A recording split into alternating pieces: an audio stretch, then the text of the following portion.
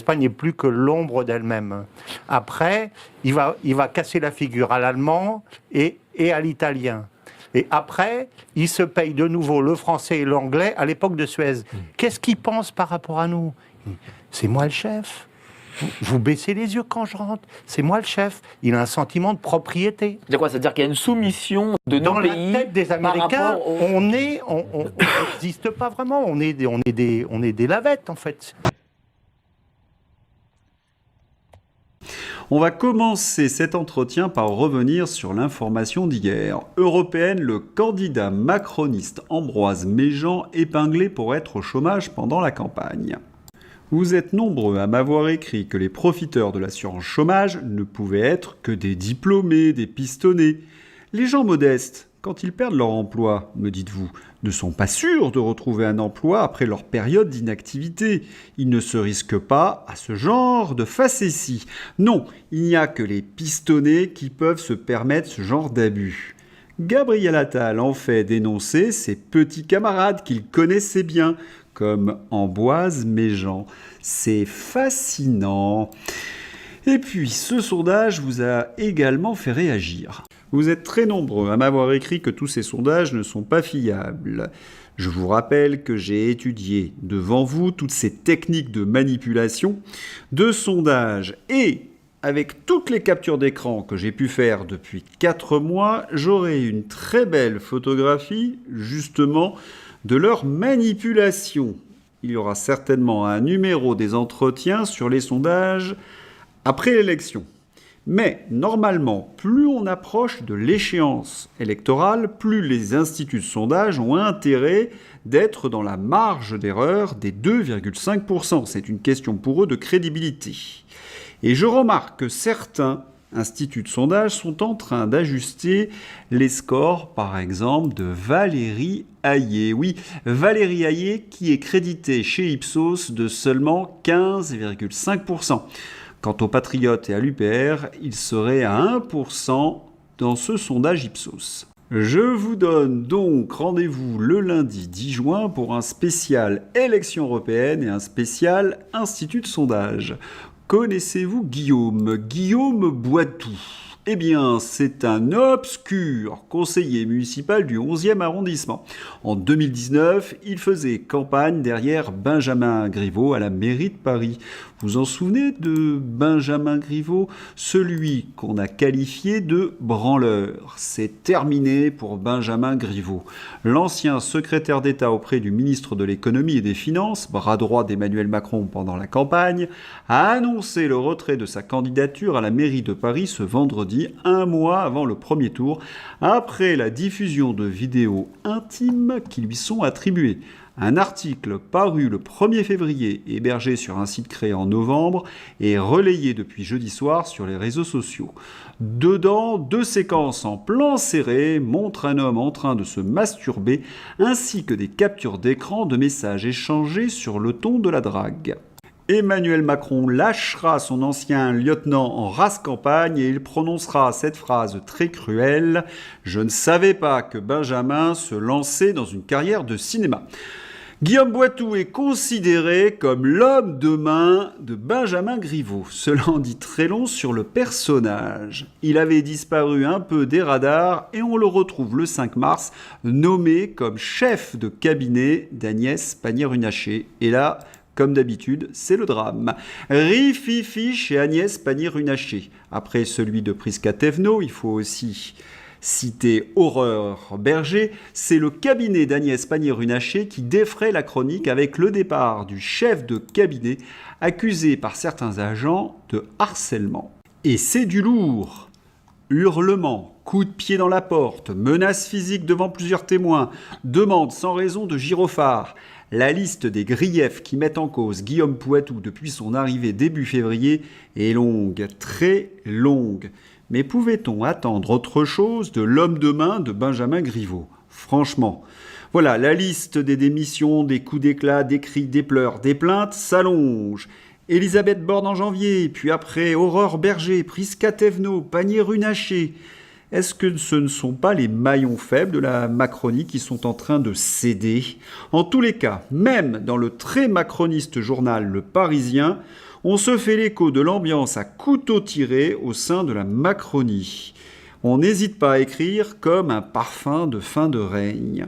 Quant à la presse anglaise, elle évoque la zizanie au sein du couple présidentiel.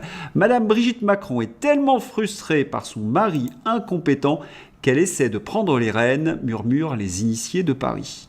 Mais selon certaines sources, Macron essaierait d'écarter Brigitte de toute décision. De l'eau dans le gaz. En tous les cas, les semaines vont être longues, très longues pour l'exécutif, non seulement à cause des élections qui semblent perdues, mais également du fait du calendrier législatif qui n'est pas du tout favorable à la Macronie. La loi sur la fin de vie, par exemple. Ce gouvernement obsédé par tout ce qui est mortifère est en train de nous faire basculer vers les dérives qu'on voit déjà au Canada sur ce sujet. Ils sont toujours excessifs et destructeurs sur tous les thèmes. Ils ont enlevé l'engagement du pronostic vital de la loi.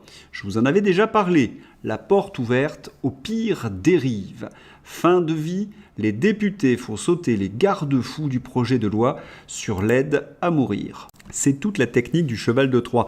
Sous prétexte de lutter contre la souffrance des personnes en fin de vie, il faut entrer dans le texte de loi des amendements monstrueux. C'est une ruse infernale, mais ô combien connue, que nous avions dénoncée. Ils ont fait sauter déjà tous les garde-fous et ils veulent aller plus loin. Exemple, amendement 1341 déposé par une députée verte qui propose d'ouvrir l'aide à mourir aux mineurs. On est très vite passé de la personne âgée qui souffre à l'aide à mourir pour les mineurs. C'est typiquement les alertes qui avaient été données. Mais regardons de plus près les visages de ces élus verts lorsqu'ils ont fini leur travail en commission spéciale sur la fin de vie. Ils sont heureux, ils jubilent. Mais c'est quel niveau de monstruosité? Et puis il faut rappeler que ce projet de fin de vie était dans les cartons du World Economic Forum. Les Verts, et je ne cesse de le répéter, sont l'avant-garde de Davos. Est-ce que quelqu'un en doute encore? Mais voilà, est-ce que la Macronie, associée aux Verts, auront la majorité? Parce que le Rassemblement national et LR et certains élus de gauche sont contre ce texte de loi. Ils seraient même mis en minorité, les Verts et les macronistes. En tous les cas, on espère un véritable camouflet pour ce gouvernement et pour leur supplétif écolo. Autre sujet brûlant, la Nouvelle-Calédonie. Les corps des 2 gendarmes mobiles tués en marge des émeutes en Nouvelle-Calédonie sont arrivés à Nouméa. Nicolas et Xavier seront rapatriés lundi. Honneur et patrie, valeur et discipline. On retrouve cette devise sur le drapeau de la gendarmerie nationale. Qui est le responsable de ce chaos? Qui est le responsable de ces morts? Je vous laisse répondre. Mais il y a pire que les macronistes, comme d'habitude la France insoumise qui se déshonore un peu plus chaque jour. Georges Fenech. Qu'est-ce qu'elle ne déteste pas, la France insoumise? Elle déteste tout, en réalité. Elle déteste l'ordre, elle déteste la police, elle déteste la justice quand elle est directement concernée, on s'en souvient. Elle déteste tout, en réalité, et elle déteste, par-dessus tout, ce que nous sommes, c'est-à-dire un pays avec des valeurs, et c'est pour ça qu'ils cherchent le chaos. Ils savent très bien qu'à part l'urne, ils n'y arriveront pas, donc ils cherchent le chaos. Il y a effectivement une détestation de ce qu'est l'identité française, ce qui ne veut pas dire uniformité dans l'identité. Il peut y avoir évidemment des différences de religion, d'origine, etc. Mais on a un socle commun, un socle qui est très attaché à la laïcité, très attaché au respect des valeurs qu'est l'égalité homme-femme. Et on voit bien qu'à la France insoumise, on va même beaucoup plus loin, puisque de manière confuse, je dirais limite, il y a des relents d'antisémitisme évidents. Or, notre population française est composée d'une partie aussi de citoyens français de confession juive. Donc qu'est-ce qu'ils ne détestent pas finalement ? La position de la France insoumise sur la Nouvelle-Calédonie est en effet révoltante. Ils n'ont strictement aucune compassion pour la souffrance, la détresse de nos compatriotes de Nouméa. Et en plus, ils nous imposent des grilles de lecture colonialistes héritées du 19e siècle, passéistes et sans cœur. Les amours de Pustula et Albert, il y avait un procès, eh bien, il est ajourné. Au terme d'une audience devant la chambre du Conseil de Liège, vendredi 17 mai, la justice belge a décidé de reporter l'affaire au 6 décembre, afin de laisser le temps aux différentes parties de débattre par écrit sur plusieurs points de procédure tels que le conflit de compétences opposant le juge d'instruction belge et le parquet européen. Et ce qui est intéressant, c'est que l'article est d'Euractiv, c'est-à-dire le journal européiste qui cloue au pilori Pustula. Car on lit, en avril 2021, le New York Times rapportait que la présidente de la Commission européenne, Pustula, aurait négocié directement par SMS avec Bourla, qui a confirmé, je vous renvoie à mon numéro d'hier, un contrat de 1,8 milliard de doses de vaccins contre la Covid-19. Si tel était le cas, Pustula aurait alors négocié l'achat de vaccins en dehors de tout cadre légal parce qu'elle n'avait pas mandat de l'Union européenne. Jusqu'à présent, ces SMS n'ont jamais été divulgués malgré de nombreuses demandes, notamment de la part d'eurodéputés. En juin 2022, la médiatrice européenne Émilie Ori avait conclu que la négociation des contrats relevait d'un cas de mauvaise administration. Le New York Times a pour sa part saisi la Cour de justice de l'Union européenne en février 2023. L'investigation est toujours en cours. En tous les cas, ce report fait les affaires de Pustula, qui n'est plus sous les projecteurs de la justice. Est-ce un hasard? Je vous laisse seul juge. Wokisme. Au Royaume-Uni, le gouvernement veut faire machine arrière sur la théorie du genre à l'école. Plus jamais nous n'enseignerons aux jeunes filles qu'elles seraient peut-être plus heureuses en étant garçons. Et en France, quelle est la position des médias ? Vous en doutez sur France Info. Pourquoi la droite et l'extrême droite s'attaquent aux transitions de genre chez les mineurs ? On connaît déjà la réponse avant d'avoir lu l'article. Alexis O. Philosophie. Comment empêcher une population de dénoncer les dérives et autres dangers de l'idéologie de genre pour les enfants? Réponse: en collant des étiquettes infamantes sur ceux qui dénoncent cela, de sorte à conduire la population à l'autocensure. L'ingénierie sociale dans toute sa splendeur. Nous la connaissons, cette liste d'étiquettes: transphobes, antivax, complotistes, extrême droite, tous ces termes diabolisants pour couper toute discussion, tout débat. C'est une méthode totalitaire et on ne s'étonne pas qu'elle soit utilisée dans la presse aux ordres. Quand ils ne peuvent pas empêcher tout débat, eh bien que font-ils? Ils excluent, ils censurent. Piotr Tolstoï, bonjour et merci d'avoir accepté cet entretien. Je rappelle que vous êtes vice-président de la Douma, du Parlement russe. Vous êtes également ici le chef de la délégation des parlementaires russes à l'Assemblée parlementaire du Conseil de l'Europe. En 2014, à la suite de l'annexion de la Crimée par la Russie, l'Assemblée parlementaire avait retiré le droit de vote aux députés russes, suite à quoi la délégation russe avait quitté, tout simplement, boycotté l'Assemblée parlementaire du Conseil de l'Europe. Aujourd'hui, vous y revenez. J'allais dire, qu'est-ce qui fait que vous y revenez aujourd'hui ?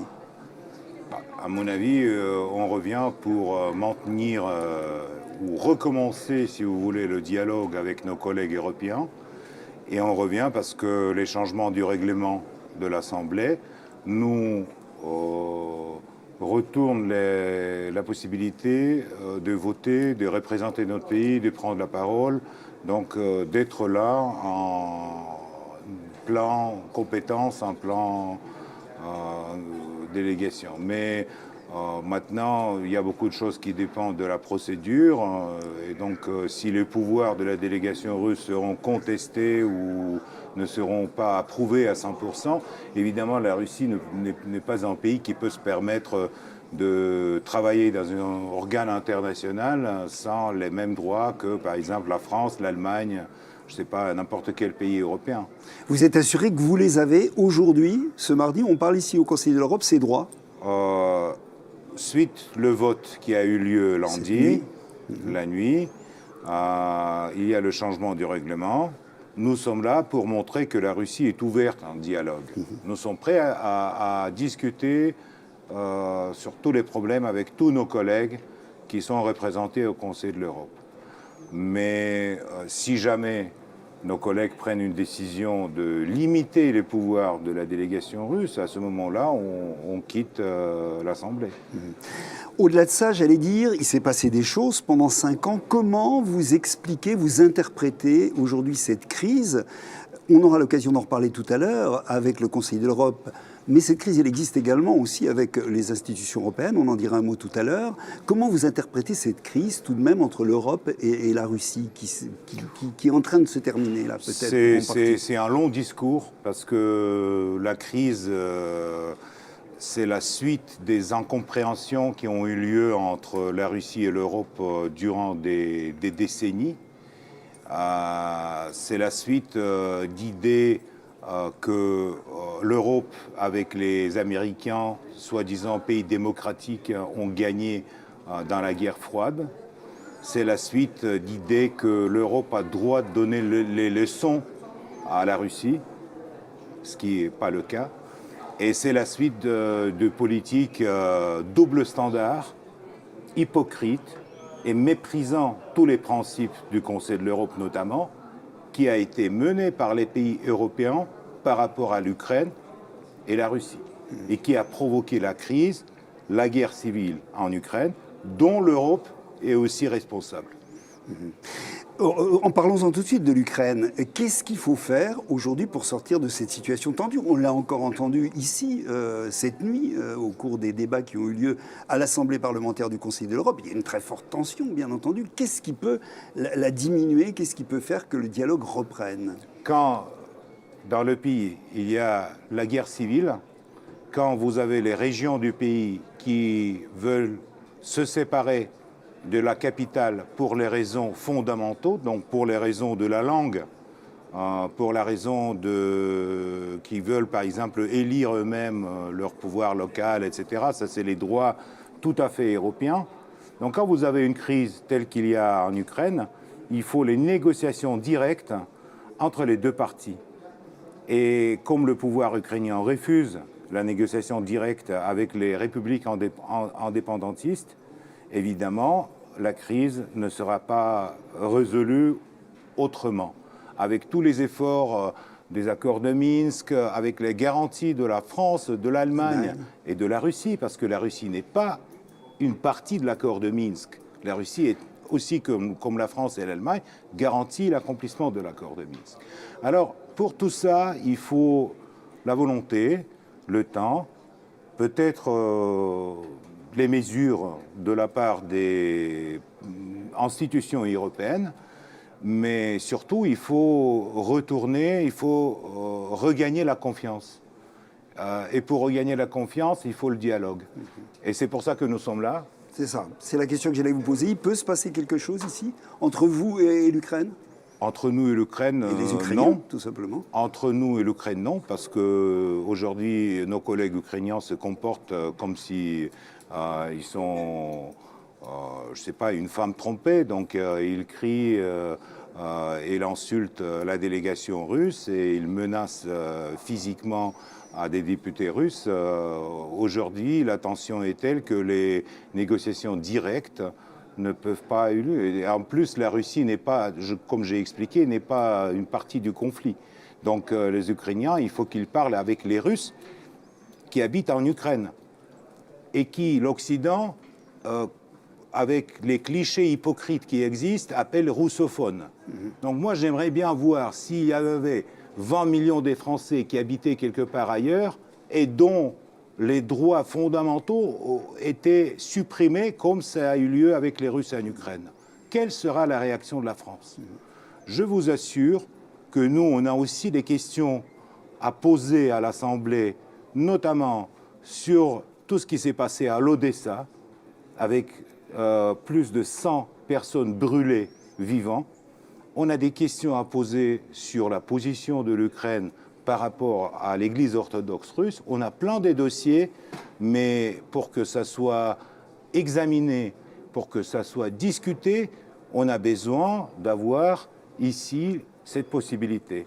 Nous sommes là pour ça et pour améliorer le climat de confiance en Europe en général. C'est ça. Mais si on croit qu'on est là avec quelles conditions? Non.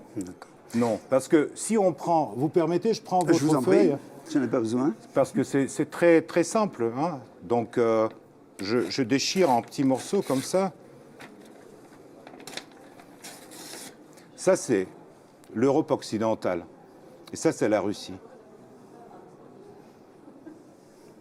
C'est plus ou moins clair. Donc, quand on dit l'Europe, l'Europe, l'Europe, et la Russie, Russie, Russie, donc il faut bien comprendre que la Russie, c'est le plus grand pays européen. Et sans la Russie, on ne peut pas résoudre aucune question en Europe. Et s'il y a les optimistes qui peuvent le faire, ça amène, malheureusement, à la guerre civile en Ukraine et à la décomposition d'un pays souverain, qui est le cas avec l'Ukraine. Votre retour, je reviens à cette question, votre retour ici au Conseil de l'Europe, vous pensez que c'est un pas, ça peut être le début d'un nouveau départ? Vous avez des détracteurs dans toute l'Europe, on le disait tout à l'heure. Récemment, les sanctions contre la Russie ont été repoussées, reconduites par la Commission européenne. Le Parlement européen, en mars, a voté une résolution qui était très clairement défavorable à la Russie. Vous pensez qu'à partir de ce point, à partir de ce qui se passe là, aujourd'hui, on peut commencer à renouer des liens de confiance, comme vous le dites, entre la Russie et l'Europe, en règle générale, comme Écoutez, vous dites.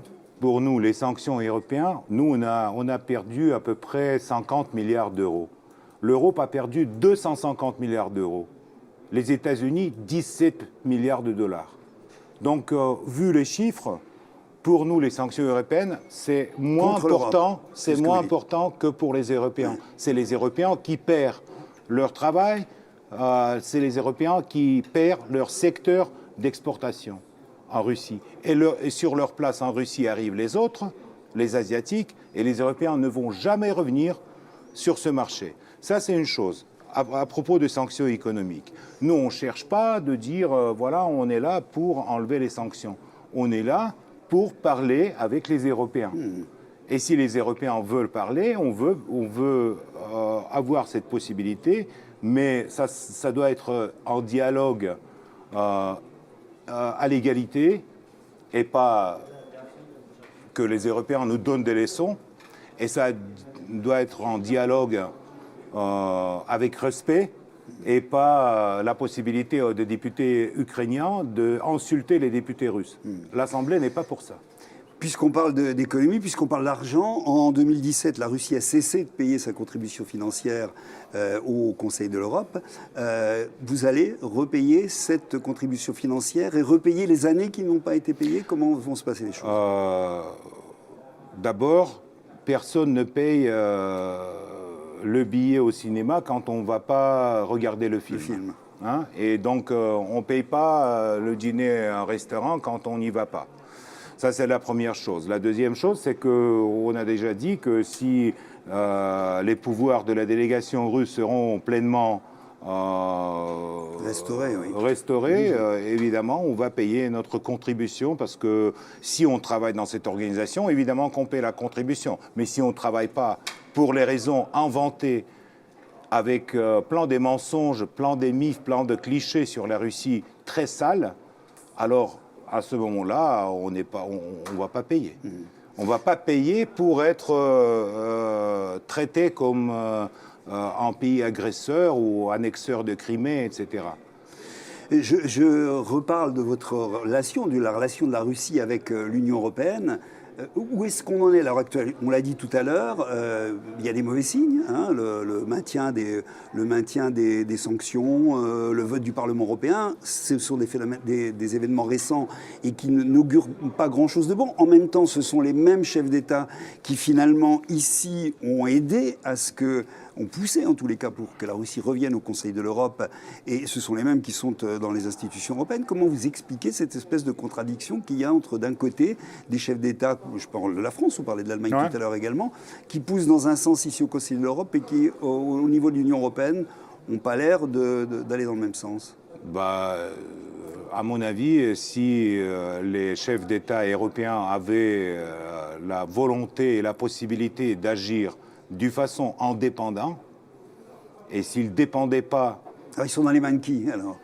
Ils dépendent des États-Unis aujourd'hui. Ils dépendent des États-Unis parce que vous avez des économies très liées avec les Américains. Et il y a des liens financiers, économiques, il y a toujours cette solidarité atlantique et tout. Donc si vous avez eu la souveraineté de prendre les décisions sur la scène internationale, évidemment l'Europe ne va pas se tirer dans la jambe, comme aujourd'hui avec les sanctions anti-russes. Évidemment l'Europe était autrement constituée. Et évidemment que les Américains et les Chinois, ils savent bien que si jamais l'Europe avec la Russie seraient ensemble, ça serait une puissance beaucoup plus importante et qui pourrait faire plein de choses. Bonjour à toutes et à tous et bienvenue sur NTD L'Actu, votre point sur l'info en ce beau lundi de Pentecôte. Dans quelques instants, nous allons retrouver Anthony qui va nous parler aujourd'hui de l'avancement du procès qui vise Ursula von der Leyen au sujet de ses tractations, on va dire, non conformes avec Pfizer. Et c'est le moment de retrouver Anthony. Anthony, c'est à vous. Merci Rémi. Bonjour à tous. Aujourd'hui, on va parler des dernières nouvelles concernant le Pfizergate. L'enquête sur la présidente de la Commission européenne, Ursula von der Leyen, est provisoirement suspendue jusqu'au 6 décembre. Pour rappel, l'enquête porte sur les négociations opaques entre Madame von der Leyen et Pfizer dans le cadre de l'achat des vaccins contre le Covid-19.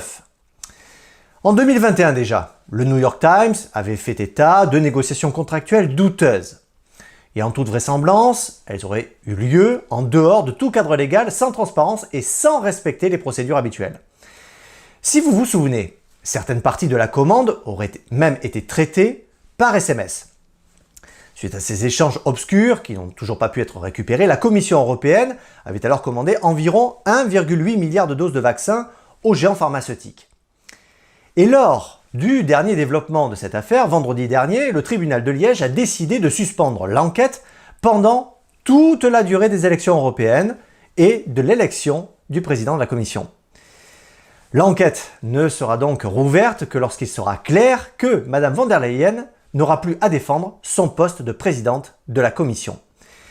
Voici les détails. L'affaire des vaccins contre la Covid-19 continue de faire des vagues dans les institutions européennes. Depuis avril 2021, la présidente de la Commission européenne, Ursula von der Leyen, est accusée d'avoir négocié directement avec le PDG de Pfizer, Albert Bourla, pour l'achat de 1,8 milliard de doses de vaccins.